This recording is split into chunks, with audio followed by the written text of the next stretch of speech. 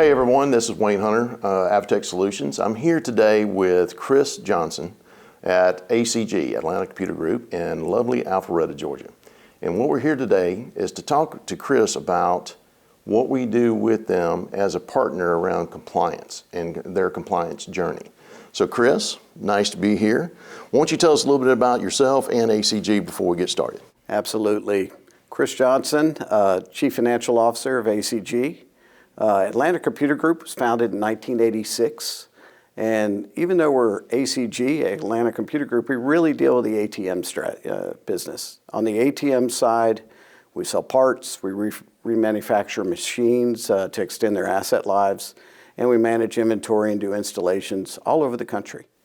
Excellent. And your primary market is what, banking, or is there other things besides banking that's your primary market? We do banking and the gaming industry as well. Well, okay. And on the banking side, we deal with anywhere from a tier 1 bank, one of the biggest banks in the country, to a little bitty small bank right here in Georgia. Excellent, excellent. So I'm going to ask a few questions here. And so when we got involved here, 2 years ago, a little over 2 years ago, we got introduced by a third party that introduced us, and you was looking into getting some help around your compliance. And we have a compliance readiness program. We introduced it to you, and we actually got engaged. So at that time, what was your biggest concerns about your compliance journey? What was the issues you were dealing with?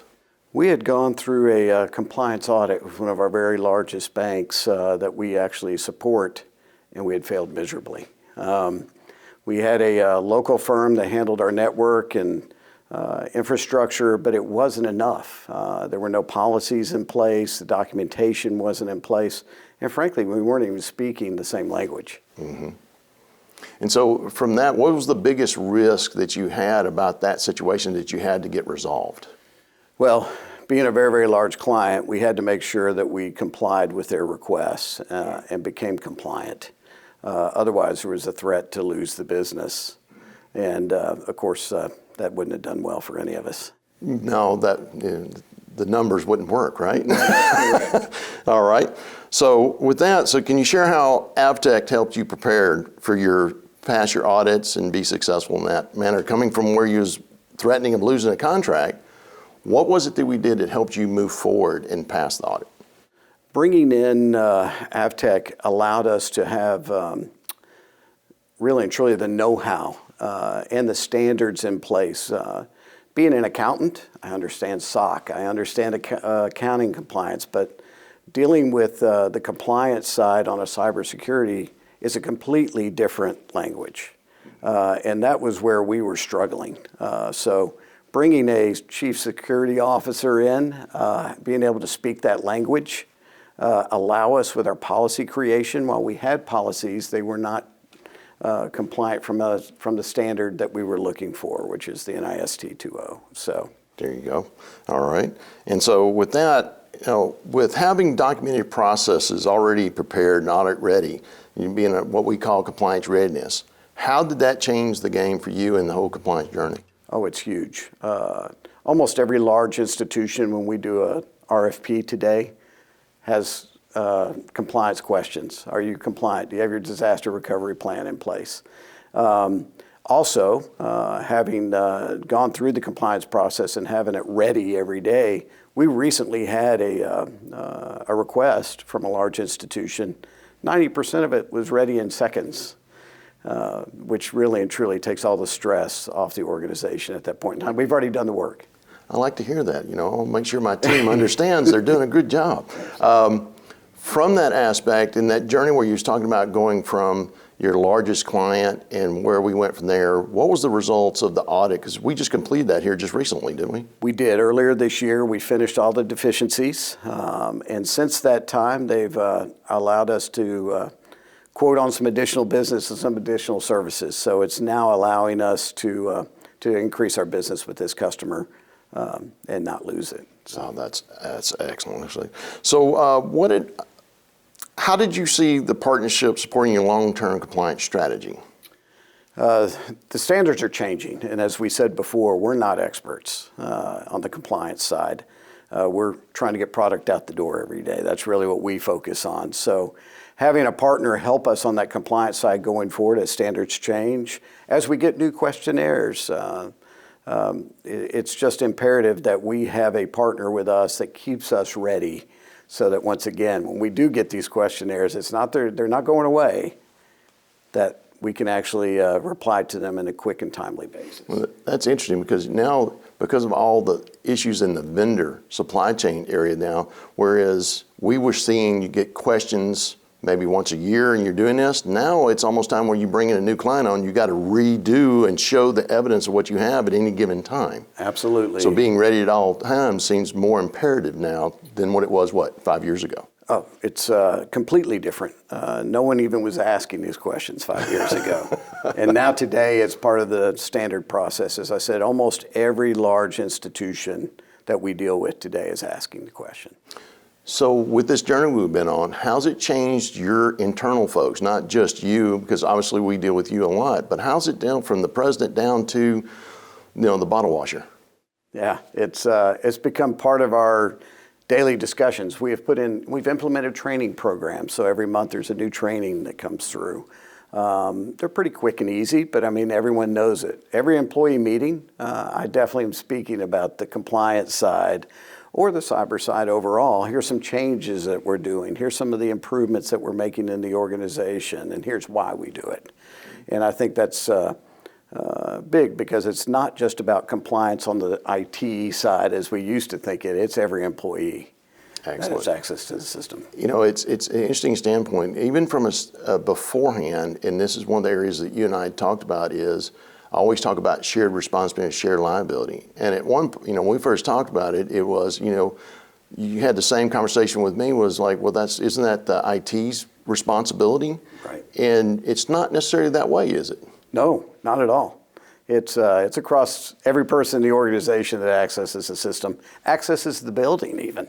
Exactly. So we've spent a lot of money, I hate to say that, on this side, but it's made us a better organization for the future.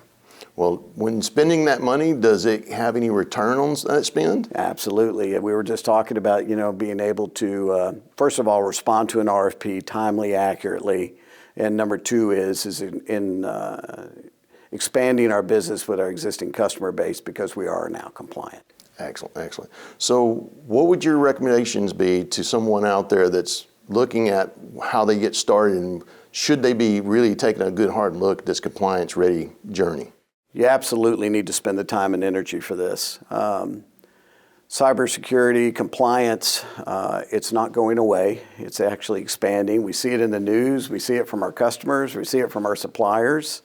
And if you haven't been asked those questions before, then it's coming. It's only a matter of time. So you need to be prepared. You do not want to go through what we did, which was we had an audit from a very large customer and we failed miserably. And it took us over 2 years to get our policies in place. So you got to start now. You can't start once someone starts asking questions. Well, that's an interesting point, because, 2 years ago when we got started, we had a long road to hoe when we first got in here to understand what was doing it. And a lot of people I've heard actually make comments, say, well, if I know about my risk, does that make me more liable? So if I don't know about it, am I less liable?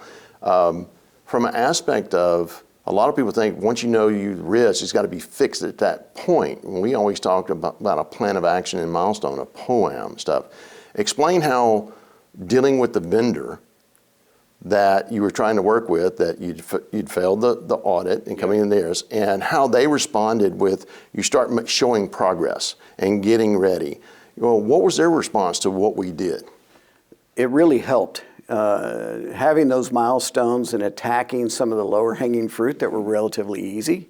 If we had an existing policy that was in great shape, but maybe not quite from an NIST compliance standpoint, we could tweak that policy. It was really kind of easy, and that guidance helped us get started. And then we can supply those policies.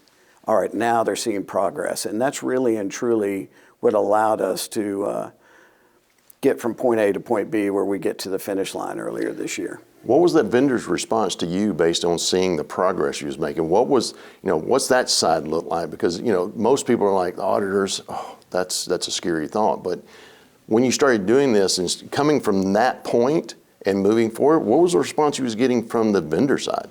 As we started knocking things off the deficiency list, we got more and more assistance from them in helping us as well, and throughout the process, because they're looking to, number one, the people on the compliance on the audit side, they have to check their box too, that we've done everything we need to do. So they have an outstanding job that they can't complete. And so as we continued to have the discussions, and once again, having someone from the AvTek team on those calls, we had monthly calls with this vendor. Here's what we're doing. Here's what we're going to get done next month. Here's when we'll have it to you. And we did those.